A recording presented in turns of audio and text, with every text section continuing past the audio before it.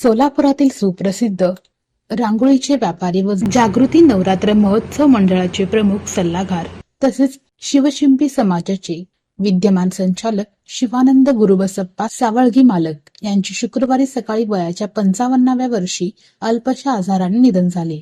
त्यांची अंत्ययात्रा शाहीर वस्तीतील जागृती मंदिराजवळील निवासस्थानापासून सायंकाळी 6 वाजता निघणार आहे।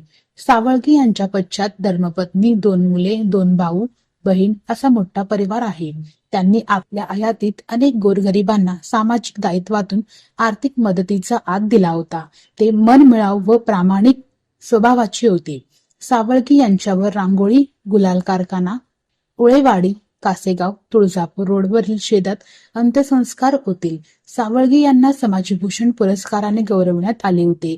त्यांच्या निधनामुळे सर्वत्र शोककळा पसरली आहे। सावळगी मालक यांना अन्वी न्यूज चॅनल तर्फे भावपूर्ण श्रद्धांजली।